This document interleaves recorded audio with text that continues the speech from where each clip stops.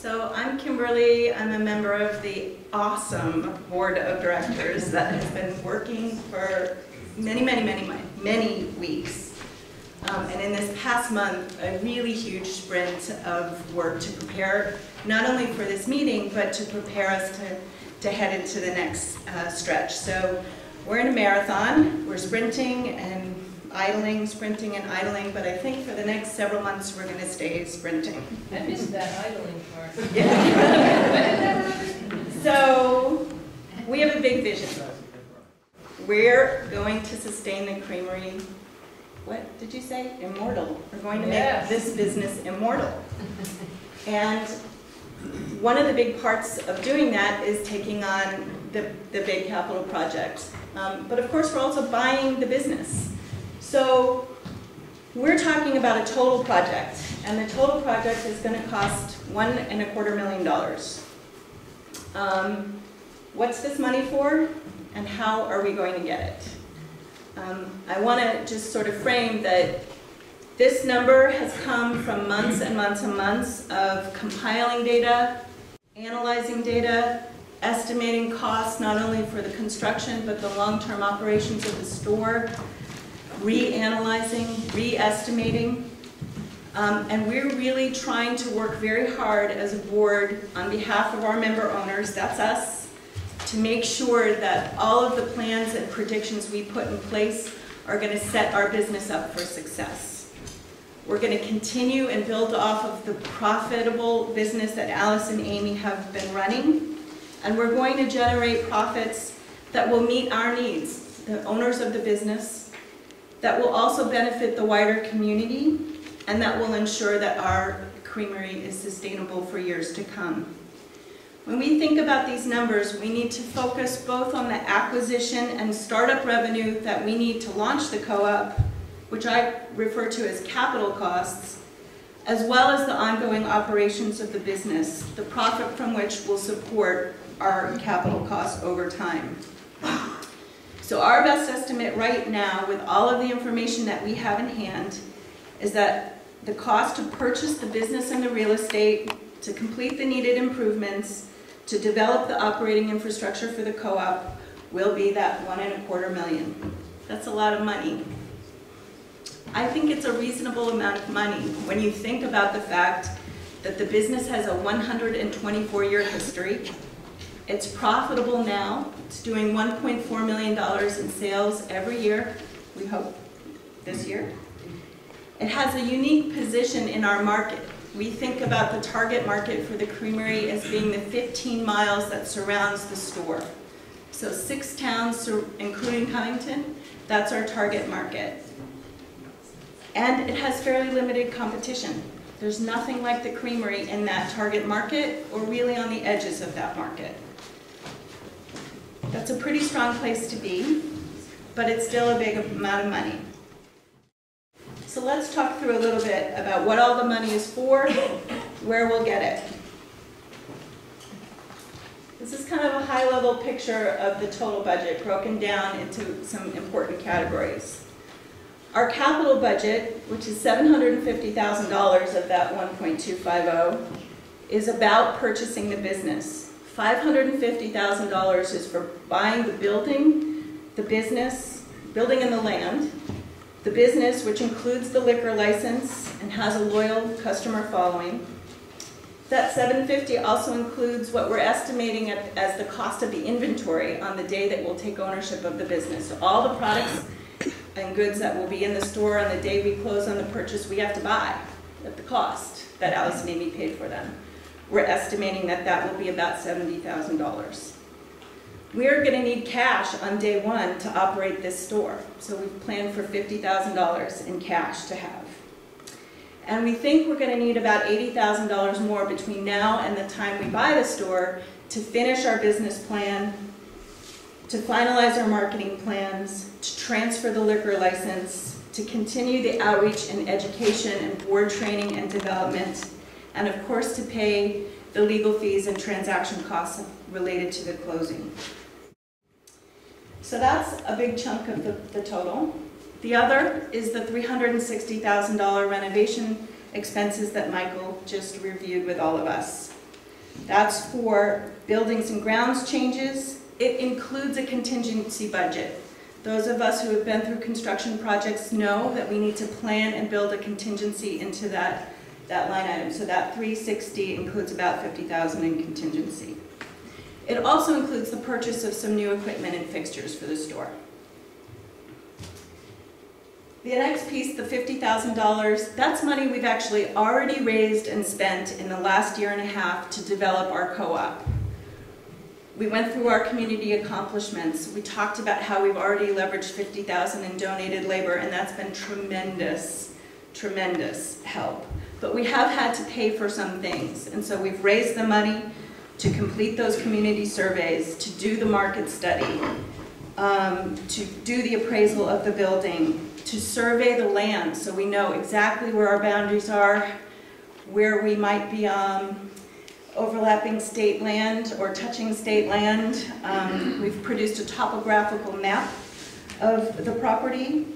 And we've also already incurred and paid legal fees to negotiate the purchase and sale transaction and to do all the due diligence that we as a board are charged and responsible to the member owners to do, to make sure we know what we're buying when we buy this business.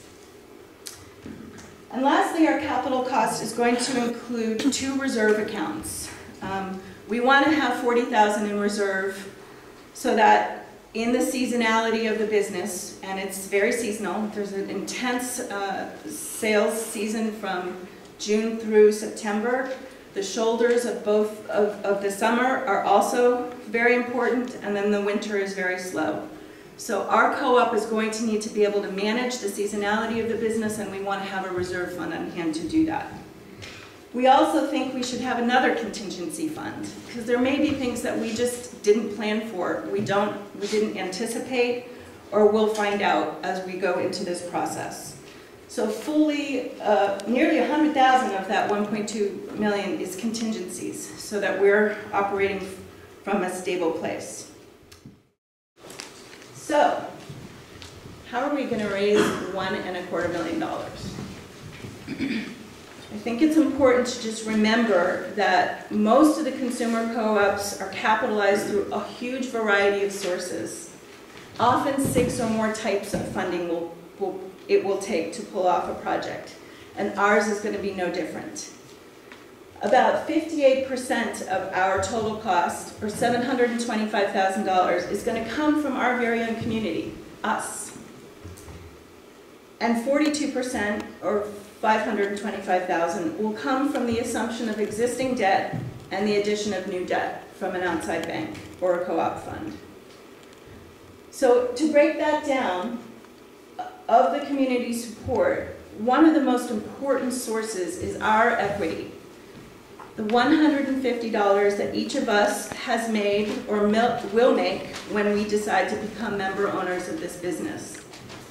While this equity share is a small percentage of the total overall project cost, it's a very important component because it demonstrates to other lenders that the owners of the co-op, that's us, are committed financially to the business, that we have a stake in the business, that we accept some risk, albeit modest, and that if we achieve our goal of 500,000 members by the end of this summer, I'm sorry. Yes.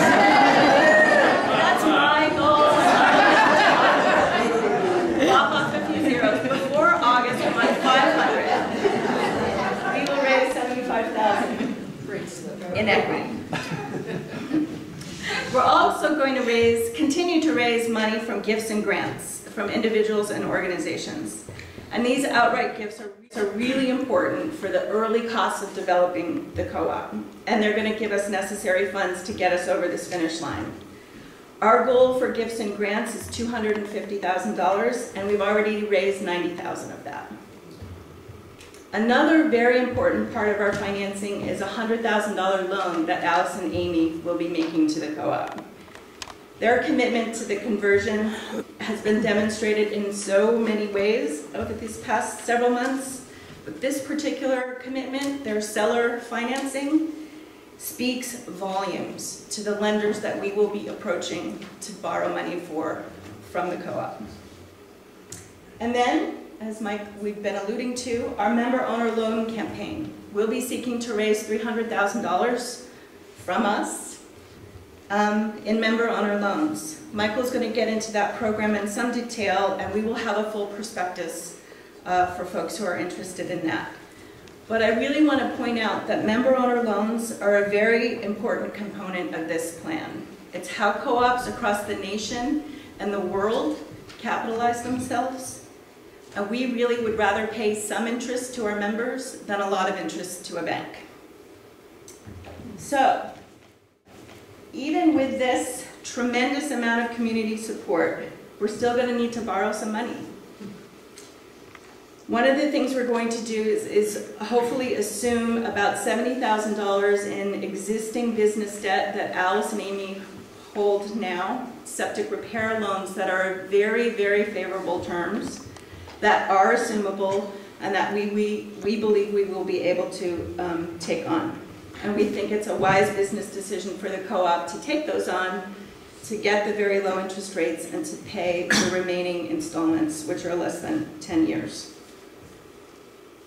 So, the gap, what we have to borrow, is $455,000.